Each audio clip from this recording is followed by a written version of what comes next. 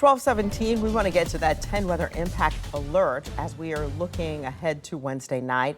Heavy storms headed our way. Justin is here to kind of time it out for you. Yeah, looking at that mainly midnight to 5 a.m. or so time frame at this point. That may shift a little bit, but throughout central Ohio, that's roughly the timeline we're thinking here is that 12 a.m. to 5 a.m. Wednesday overnight into early on Thursday.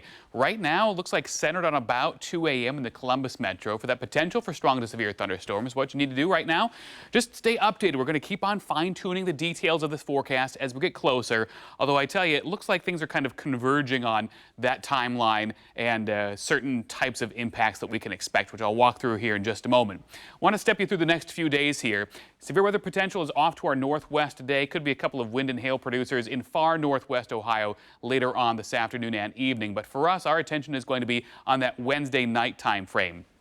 Thunderstorms develop out across portions of the Corn Belt tomorrow afternoon. That's where the highest severe weather risk is. Those roll off toward the east during the nighttime hours. So much of Ohio is in that level 2 out of 5 risk of severe storms. And then as we go into Thursday, that slips off to our south. In fact, that cold front gets through here fairly early in the day on Friday, or rather Thursday. So some good news in that regard. All right, here are your severe weather threats. Mainly watching for some damaging wind potential coming up Wednesday overnight into early on Thursday.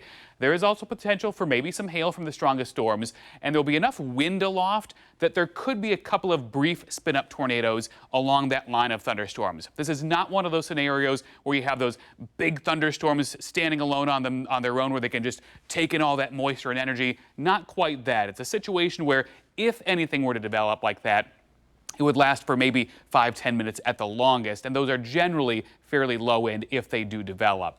All right, so for today, our weather's looking pretty quiet. Partly sunny skies for this afternoon into the evening. Watch for a chance of a few showers, maybe a rumble of thunder later this evening into the overnight hours, but you'll notice there's not much green on the map here, so most of us won't get much, if anything. All right, tomorrow, again, much of the day is completely dry with a partly sunny sky. There could be a late day shower or maybe thunderstorm that comes in, but that would not be the severe weather activity. We're watching again the overnight hours. Here's midnight, seeing some of these thunderstorms rolling on through. We'll pause here at 2 o'clock in the morning. There you see that line coming on through, which continues to slip off toward the south, toward 5, 6 in the morning, then exiting the area early in the day. Any lingering activity would be probably maybe as late as the midday hours in our southern towns. Otherwise, it is going to be a breezy day on Thursday. Winds may gust as high as 30-35 miles an hour from time to time behind that cold front. Mugginess comes up a little bit, so we're going to see some potential for heavy rain from those thunderstorms tomorrow night. Then drier air slips in before some mugginess returns later in the weekend.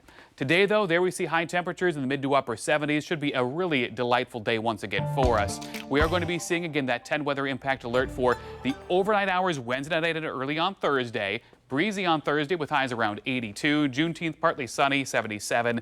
And for Father's Day, there's a chance of showers with highs back around 80.